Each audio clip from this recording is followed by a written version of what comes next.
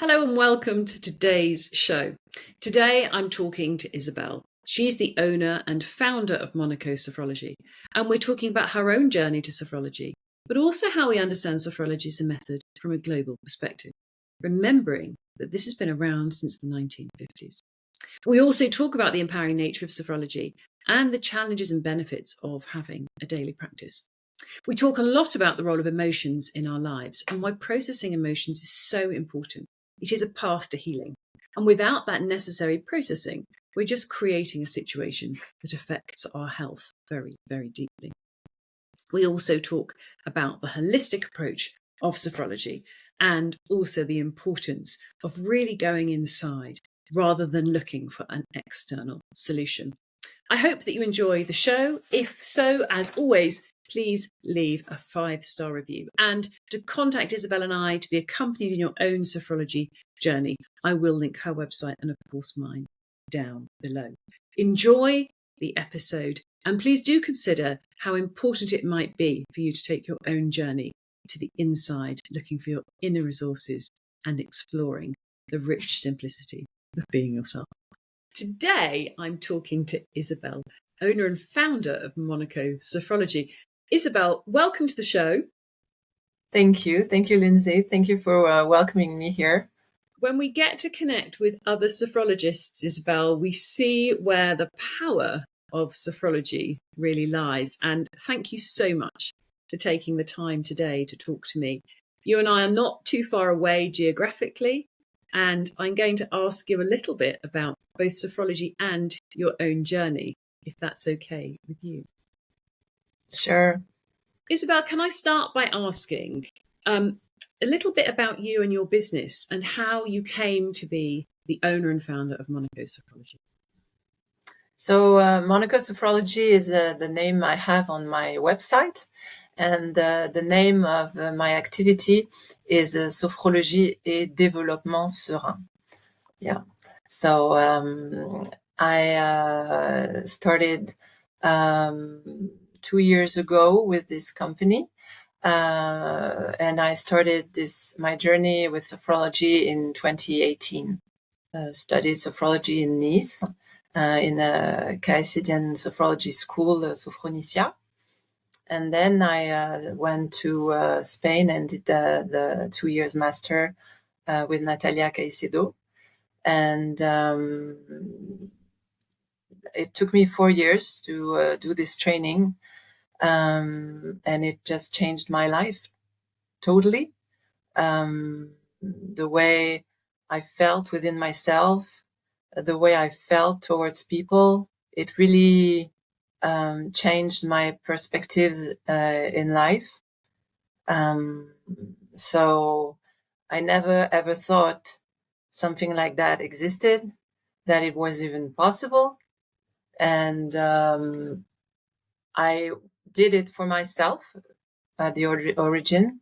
I never thought that I would become a sophrologist, and it came as an obvious. And I actually started accompanying people quite early in my journey. I think already at the end of 2019, I started accompanying people, and for me it was amazing, and the connection with people, to be able to really have this deep connection, human to human, with no egos, with no barriers.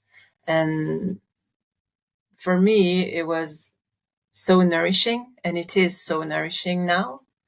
Thank you so much, because it is true, and the book by Dominique Antiglio of the same name, the power of sophrology is truly life-changing, not only for the practitioner, but also for the participant. And my passion and desire, my burning desire, is to share the method as widely as possible. And I really appreciate you leaning into that, because we've seen sophrology obviously develop in Spain and across Europe, but it's relatively unknown in some other English-speaking parts of the world. Tell me your experience of sophrology globally do you just see sophrology operating in France, or have you seen how it's been in other parts of Europe or other parts of the world? Because we do have a few scattered sophrologists. The Caesidian sophrology community that I know have sophrologists in Italy, Switzerland, in southern part of America as well, Belgium. There's quite a lot of countries. However, as you're saying, and you're totally right, in the United Kingdom, it's not so much known. And I could say that even though there are many sophrologists, it doesn't mean that people really know what it is about, even in France, because there's also a lot of different types of sophrology. Because at some point, Professor Caicedo decided to open this method to everyone because he really thought that it could really help. But back then, some doctors that were working with him were not okay. So they kind of left with a part of what he had created and they did their own path. And Caicedo took, I think, something like 30 years to create his method. So when he came back, sophrology was like, it wasn't what he had created originally. So, and he had not protected the word, so he had to add Caesidian at the end of the Caesidian sophrology, so that we know that we're talking about his method, because it's a method in 12 levels, and the whole path is really making the difference. And as you were saying, the practitioner who has been through the method is transformed by the method. Therefore, he has within itself the posture that has changed and is able to accompany other people through their own journey, because the power of sophrology is that it is empowering, is that people practicing will develop their own ability, will have access to their own inner resources to live and experience life differently. It's the power of being. It's not the power of doing. So it's really about this new ability of accessing our own inner resources. Because we are kind of caught here in our day-to-day lives, for so many reasons. We're not connected to our body. And sophrology is helping this, but even more, because it's this connection and this feeling of being one whole, like body and mind. There is no separation. We are a whole. And it's the method is really step by step helping people to develop this wholeness feeling, the conscience as well of the value of our body, our mind, the body and mind connection, our consciousness. It's very, very deep. In France, very often people think it's just a relaxation technique, and it's not that. Relaxation is really the beginning of the journey. It's the way we get into this special state of consciousness close to sleeping. And we also have specific relaxation techniques, of course, to help for sleep. However, relaxation is just like the door we open to get into the practice. And then we have a lot of different strategies that we use to experience in the body what we call vivance, which means the experience, to experience within ourselves the practice. So that's why the training is so important. And the people are empowered because every day they can practice the techniques and they can dive into this discovery and transforming path for themselves. Isabelle, thank you for explaining and articulating the method so beautifully. because it's a method, like you say, with 12 steps, and there's something very special about it. And when it's followed and delivered in that way, it, like you say, this is an empowering practice to be used by the individual forever. Not a drop in for an hour, see a sophrologist, like a massage, go home, or see a sophrologist forever. Like you might see some people, who've been in therapy for a very long time. It's a totally different experience. And you've just explained that in a way that actually I haven't heard put so beautifully. So thank you. I really think that will touch people who are beginning to wonder, not maybe they haven't heard of sophrology, but they have heard people talking about consciousness. And they're thinking, well, I don't feel conscious. I just feel half dead. Affected by the world, overwhelmed, stressed. I can't sleep, I'm anxious, I'm angry. I'm losing my mind.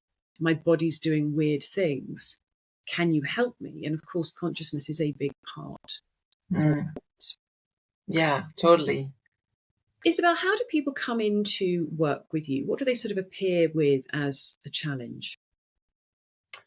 Many different types. The most common is stress or sleeping disorder, or some people also come because they kind of realize that something that, for example, they're screaming too much on their children, that they feel like they're always overwhelmed with things to do. So it's more like at some point they feel like, okay, I have to find another way. And that's quite brave, because it's not such an easy thing to kind of stop and say, okay, something's not right for me. Most of the time we don't stop. We're just carrying on because things are the way they are. Yes. And we think that they can't be another way. And sophrology will bring this possibility. We can be in life in a different way. And it's not about doing, it's about experiencing all the power that we have within ourselves that we kind of lose because we're not connected anymore. So the practice, the everyday, the day-to-day practice will unveil, there is something that hides our consciousness. So it will unveil that. It will reveal the power that is within ourselves. And sometimes, I know for some people, it can take a long time. For some people, after 1 week, they're already practicing. Other people, it takes more time. And that's okay, because it's already a path to be able to practice, because that means I need to sit down. Oh, with myself alone, what am I going to do? Listening to a voice telling me things to do, what am I going to do? So it can be very challenging for some people. But step by step, the method is also made for anyone to be able to do it. And also us as sophrologists, we're there to accompany people to be able, step by step, to be able to sit down with themselves and to practice. So it is a path, but it's accessible for everyone. Anyone who really wants to. If I can send a message of hope, it really is anyone who really wants to. That's a beautiful way of putting it. It's just the desire to change something, but they don't always know what it is they're trying to change. I love the way you talk about it, sophrology, as if it's lifting the veil on yourself, revealing yourself, revealing your inner strength, because we're designed to be human beings. It's on the tin. It doesn't say we are a human doing, but when we be, that's where everything is that we are. But of course, it feels like we're running away. Certainly in my own experience, I was running away from myself all the time. And I didn't actually know what I was running towards, because I thought I was perhaps running towards external validation or material possessions. And when I came to sophrology, I realized, oh, I already have everything I need. But somebody had to accompany me to get there. Exactly. And then the beautiful thing is that you had someone like we form a team, okay? The sophrologist and the person in front of us. However, we can be the best sophrologist in the world. If the person is not taking action, hasn't got this motivation and the movement inside, then it's not gonna happen. So what the path is made by the person. Yes. She is not passive. She is active. And that's a wonderful thing. And that's why it's so empowering, and that's why it changes life. Because you're not just waiting for someone to tell you things or for someone to listen to you. You're gonna be able to have tools, and it's not exactly the right word, but let's use this word, those tools, to use them every day. And that will change the way the experience outside will affect you, because we're not going to change the world. We're going to change the perception of the world. So let's say on a Monday morning, everyone is almost saying good luck for your week, because everyone is like, again, the week. I'm glad the week, I can't wait for the weekend to happen. So there's 5 days where people are kind of, it's heavy, it's, and then there's traffic, or, there's so many things that happen in life. We can't do anything about that. However, we can do something about how we feel about that. And that changes already a big amount of our day. Because if we're able to feel relaxed, even if there's traffic, if we're able to appreciate the job we do, or at least what's good about it and why we have chosen to do that, if we're able to take a look outside and see, well, I mean, the blue sky or the flowers or the trees, any simple things, and it's just that we will see the world differently, because inside ourselves we are going to grow an inner peace, an inner ability of self-love as well. There is a lot of resources that will change our life, and it can be really small at the beginning, but it makes big changes, even when it's small, because all the negative impact that we have every day, step by step, will diminish. And at the same time, with sophrology, we have those strategies to impact ourselves with positive feelings. So it's about changing and starting to feel some kind of equilibrium. Well, at least that's where we're heading to. And it's a step-by-step process.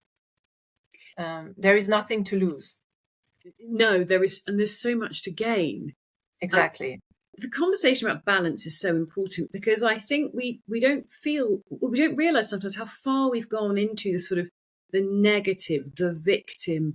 Oh, well, I'm waiting for the weekend. This is awful. I'm surviving. I'm grinding. This is unpleasant. And especially when we deal with the Western world, I sort of think, if we looked into some of the less affluent parts of the world, things look on the outside pretty good. What's going on here? Isabelle, if somebody said to you, can you really choose how you feel? What would you say? A human being, we are emotions. So the emotion, they just pop. So, however, what we do with them afterwards is we are responsible for that. So I can realize I'm sad, or I can realize I'm angry. Then I'm going to take care of this anger, and I'm not going to spread it or bombard the people around me with my own anger. So it's about how I can deal with my own emotions, because emotions are there. The path with sophrology will bring peace to that as well. So we will be less impacted by the world, So this is also going to bring more equilibrium to ourselves. I often try and describe it using the words emotional granularity or emotional wealth. when I know what I'm feeling, oh, anger is visiting me. Oh, okay. And then I'm sort of, processing it, and like you say, I know how to deal with it. That for me has been the most, I suppose, interesting part of the process, because I'm not suddenly consumed or, like you say, projecting it onto other people. I actually have I know what to do. And that feels amazing. Yeah. And as you're describing, the first part is to be aware of it. Because if we are overwhelmed with it, then it's more difficult. Or actually, if we're not just aware of it. So being aware is the first step. And that's where consciousness is helping us, because we are able to be aware of how I feel. And then I can then do something about it. And I will grow the tools, I will grow the inner resources to be able to deal with them. How would you respond to that feeling? And I'm sure you felt it too, that there's a deep discomfort when you start to become aware. When you begin to become conscious and you start feeling it all, it almost feels like somebody's turned the lights on. And it's not all roses and lovely puppies. Some of it's a little bit uncomfortable, which is why having somebody to help you and walk with you is so important. What would you say about that experience? Because I've been there and it's not so fun sometimes. Yeah, that's why I believe that it's also, one has to have courage to dive into the process, because it can be uncomfortable. Yes, definitely. It's not only about that, because with sophrology, as we said, there are strategies to impact ourselves with a lot of well-being feelings. However, we have those feelings of anger, sadness, and others. They are there. So, and they impact our health. So we have to understand that if we don't take care of them, they will take care of us in a way that is what we call negative, because it's affecting life. Okay. And sophrology is positive because it nourishes life. So, turning back to anger, anxiety, or sadness, will not make it disappear. It's going to just make it worse. And it's going to affect our body, our tissues, our organ. And unfortunately, disease will come, because it's a known fact now. You add with pollution and lots of other factors, but those emotions that are blocked and kind of pushed back within ourselves is really a cause of disease. And we have to learn to process them. And we should learn that since we're children, but we never even heard about that. So we heard don't cry, or I'm going to buy you another one. It's like we haven't been acknowledged in our emotions. Okay. So we haven't learned to do that. We haven't learned to process our emotions. So it's really an amazing tool to, first of all, start being aware of how we feel, and then have the ability to process how we feel, because this way we will let the emotion go through ourselves and then leave. And that's the processing part that we seem to be missing. And as you were talking, I was thinking about those sort of headlines about snowplow parenting and snowflake children. We're not allowing any of this. We're sort of trying to push it away. And then we're critical almost in this, well, the society's critical almost of children that are showing emotion, or the Gen Z. I mean, I hear some very interesting corporate conversations about this generational mismatch that we've got going on, especially post-COVID. But just this simple processing that's been around, in sophrology for a long time is so valuable. It's a life skill. Totally. And as I said before, I think it would be amazing for the children, because they're totally open. They don't have all those barriers and this ego that we develop as a protection as adults. So the younger they are able to develop that, the better. And I think that a lot of violence come from that. comes from the fact that we are being violent to ourselves because we repeat the same violence that we received. So we're not allowing ourselves to express our emotions. We criticize ourselves. We're being very judgmental. We have a lot of expectations. So we are very violent within ourselves. So this violence comes out with other people, and it's kind of a source of violence in our whole society. So yeah, I think that sophrology is an amazing tool to bring peace. At least we can all be responsible of our inner peace, which then will make a big difference, because already with our children we are different, with our family we're different, with our friends. So the impact is different. We can see that on our everyday life. If someone's in the street gives you a big smile, then your heart feels warm. If someone, just screams at you, ugh, then, it changes within yourself something. So we all have a responsibility on the way we behave within the others.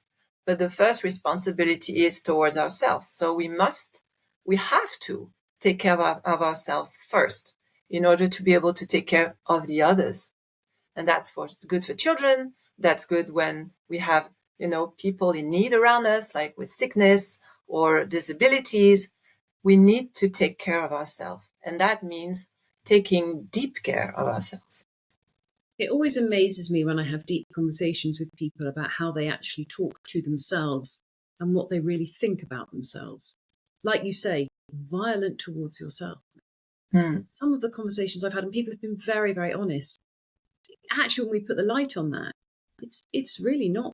It's not sound mind or a safe, kind thing to be doing when we behave in that way.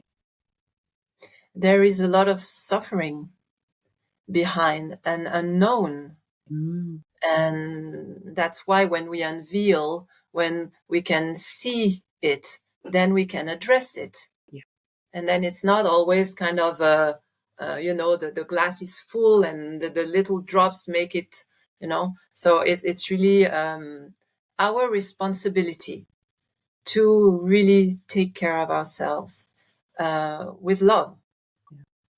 Absolutely. And I have this debate all the time with clients when they say, oh, my sophrology feels in the beginning self-indulgent, or it feels selfish. And it's essential, especially if I've said this before to people, leaders cast shadows, whether you're leading a family, whether you're leading a corporation, there's always people behind you that are going to be affected by the way that you behave. And if you're behaving towards yourself in a very violent way or unkind or unpleasant way, it casts a shadow.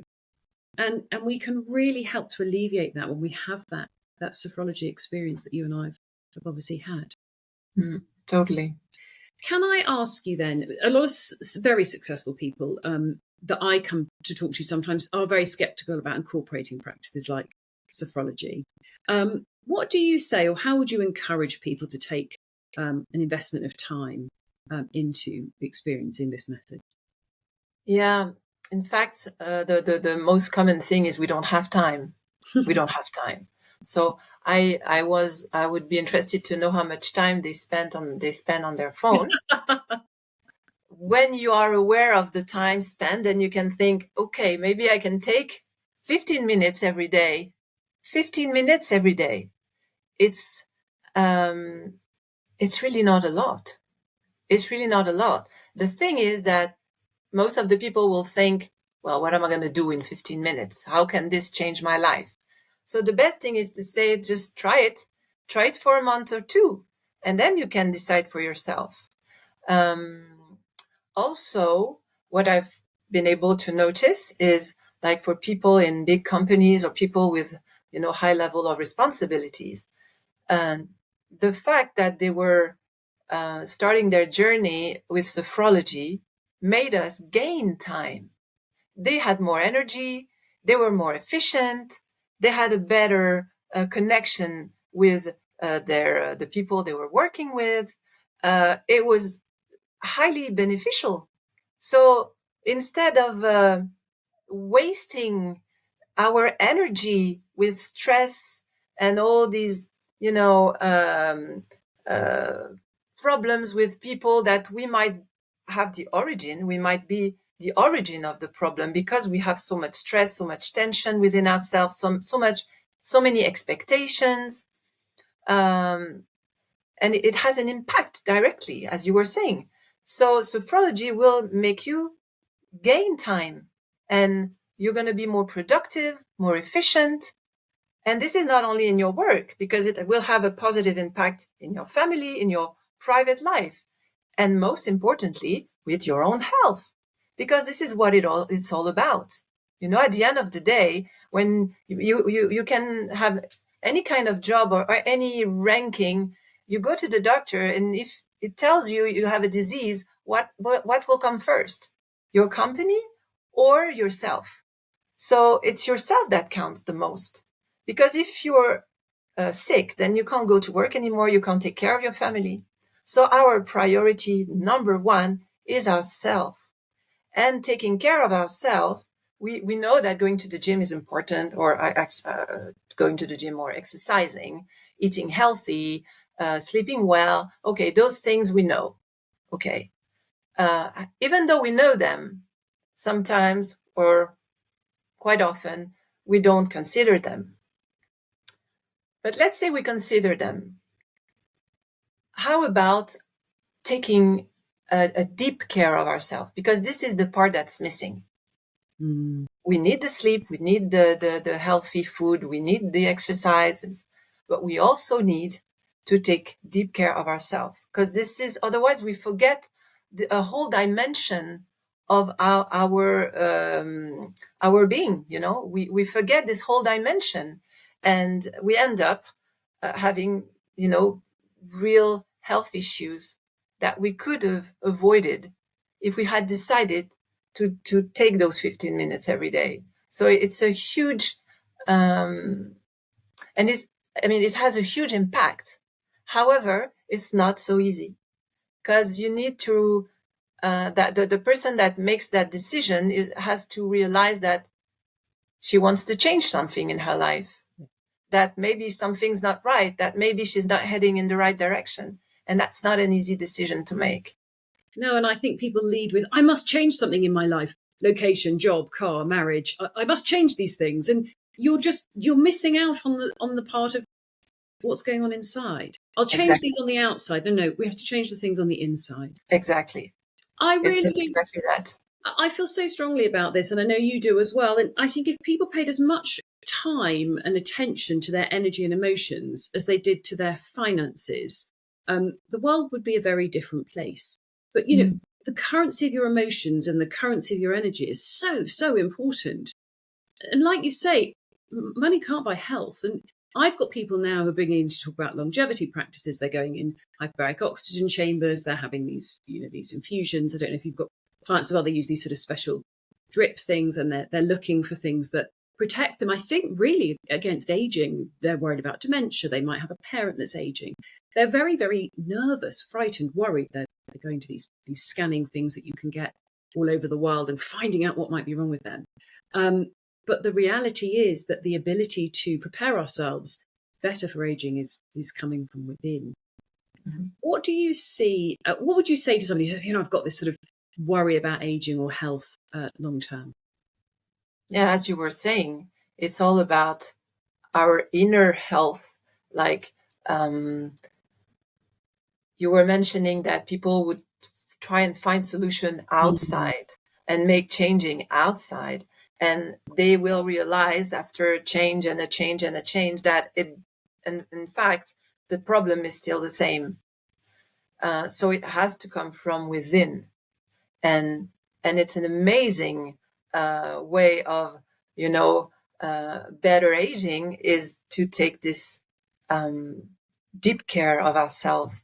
I had the opportunity to accompany a lady who was 80 years old and a man who was 93 years old. Amazing. And because in fact, the time that passes doesn't change our emotion, doesn't change our past. doesn't change how we've been impacted in our childhood by different events.